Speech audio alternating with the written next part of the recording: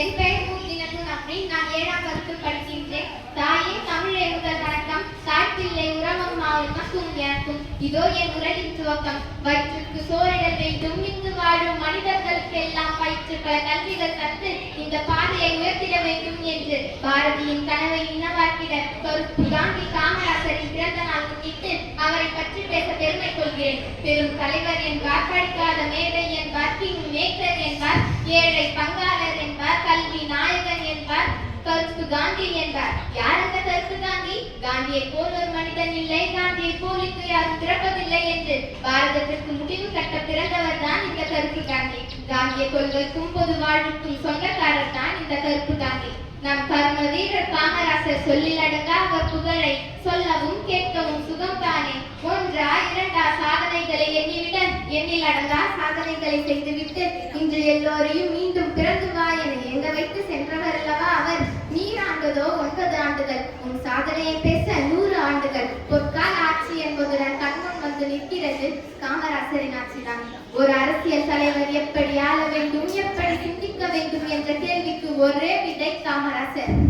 1954ஆம் ஆண்டு புத்து இருட்ட தமிழ் புத்தாண்டில் முதல்வராய் அமர்ந்தார். பதவிக்கு வந்ததும் பணப்பையை நிரப்பும் அரசியல்வாதிகளுக்கு மத்தியிலே ஏழை பிள்ளைகளின் வயிற்றை நிரப்ப கொண்டு வந்த மதிய உணவு திட்டம் ஆரவாரம் கொள்கிறது. சொத்தில்லாதவர்களுக்கு கல்வி என்னும் சொத்தை வழங்கி 1000 ஆண்டுகளாக மறுக்கப்பட்ட கல்வியை இன்று அனைவருக்கும் இலவசமாக்கி மத்தியிலே கல்வியிலே புரட்சி செய்து உருவாக்கிய கல்வி திட்டம் இன்று கற்கண்டாய் இருக்கிறது. நீ படிக்கவில்லையே தவிர இந்த உலகத்தையே படிக்க வைத்த படிக்காத மேதை. அவர் கல்வியை மட்டுமா வளர்த்தார்? இல்லை இல்லை, நம் நாட்டு முதுகெலும்பான விவசாயத்தையும் வளர்த்தார். நாடு வளமாக விவசாயம் செழிக்க அமராவதி, ஆரணி, காவேரி, டெல்டா, மணிமுத்தாறு, வைகை என பல கட்டி விவசாயியின் துயரை துரைத்த உத்தமர் தான் இந்த காமராசர். மின்சாரம் இல்லாத கிராமம் இல்லா மாநிலம் என்று புகழ் பெற்றது தமிழகம்.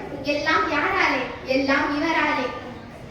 கட்சியை வலுப்படுத்த முதியோர்கள் பதவியில் இருந்து விலக வேண்டும் என்று தீர்மானம் எடுத்த உடனே முதல்வர் பதவியில் இருந்து விலகினார். வறுமை நிறம் சிவப்பு என்பார்கள்.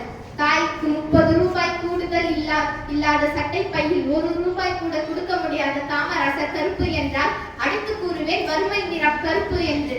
இவரை போன்ற உன்னதமான நேர்மையான இன்னொரு தலைவரை தமிழக வரலாறு மட்டுமல்ல உலக வரலாறு சந்தித்திடுமா என்பது சந்தேகமே. எனக்கு ஒரு விடை பெறுகிறேன். நன்றி, வணக்கம்.